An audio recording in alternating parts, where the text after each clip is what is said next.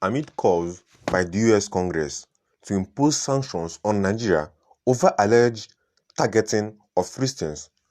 President Tinubu is making frantic efforts to portray Nigeria as a country that promotes religious freedom, and is this enough to avert sanctions? Welcome to the channel once more, and in this video we'll talk about exactly what Donald Trump actually said to Tinubu that actually made Tinubu give a shocking reply. And in this video we'll unveil everything step by step, so make sure you watch the video from the beginning to the very end so you get to know all the details. Don't forget to subscribe to the channel, most importantly, and drop a like to this video and share the video with your friends as well who might be willing to know more about this issue.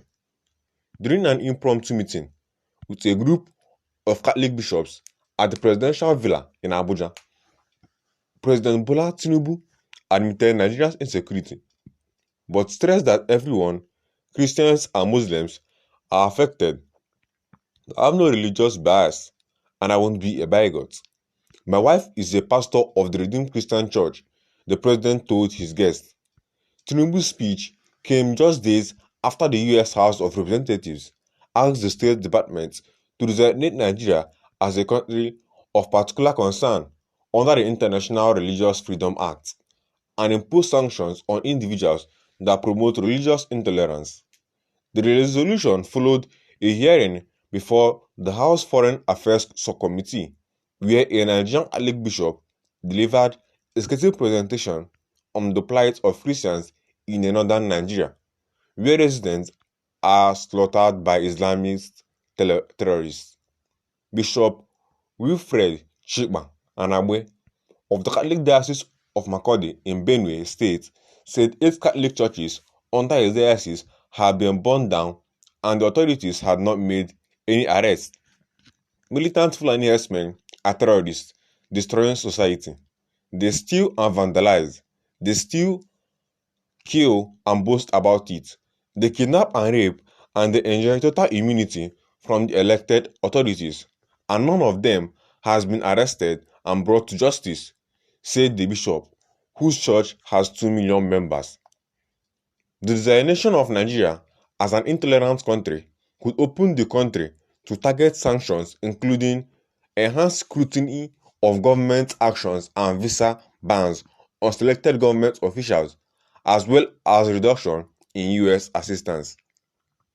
The Congress resolution stated that since 2020, the U.S. has obligated more than $3.5 billion and disbursed more than $2.2 billion in non-military foreign assistance to Nigeria, and within the same period, the Department of Defense spent over $83.5 million to provide military and security assistance to Nigeria.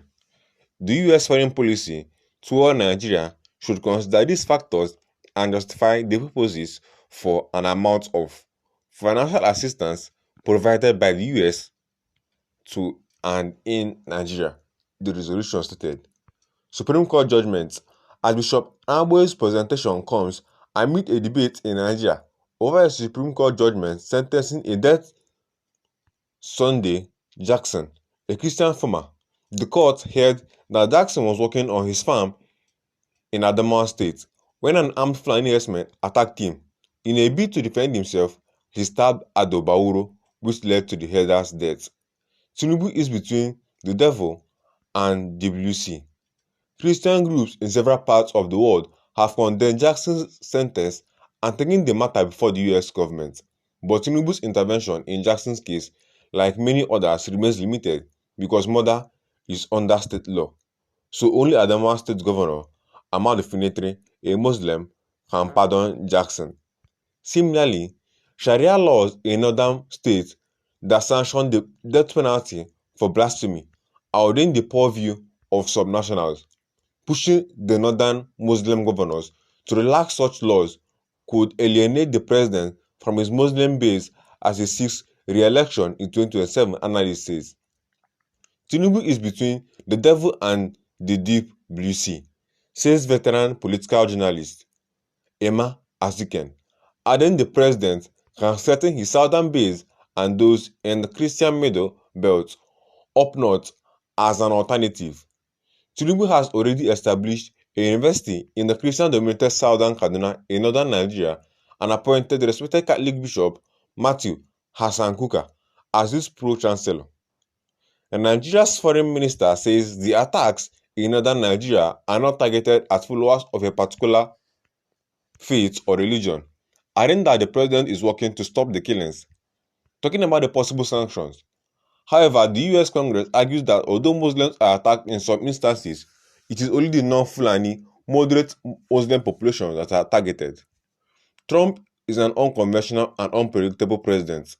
Nigeria appears to maintain an open border policy that enables radicalized Fulani ethnic militants and ISIS-linked extremist groups, including Lakorawa, to enter Nigeria unimpeded from Mali, Niger, Chad, and Burkina Faso.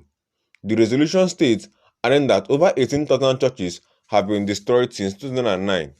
It remains to be seen if the moves by the Tinubu's administration would suffice. Nigeria had been designated as a country of particular concern in US President Donald Trump's first administration, which was reversed by the Joe Biden administration. Trump, on a mission to undo many of Biden's policies, has in recent weeks promised to safeguard the lives of Christians. In February, he set up a task force aimed at eradicating anti-Christian bias within the American government. Some clerics were also invited to minister during the week of his inauguration.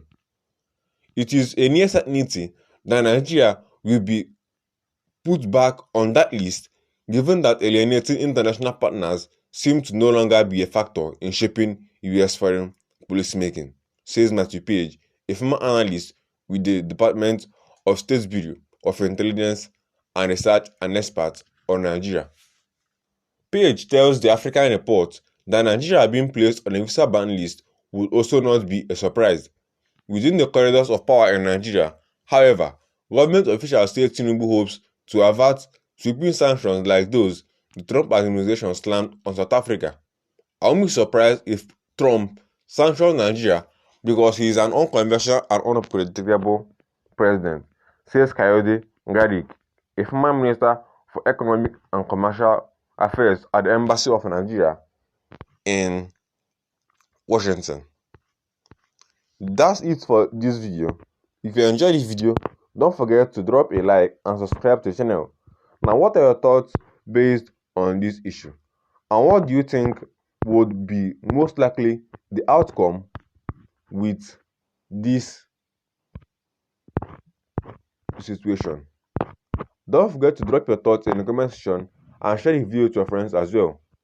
In case you want more videos like this, don't forget to drop a like to this video and subscribe to our channel, most importantly, so you don't miss our future videos on topics just like the one that you've watched.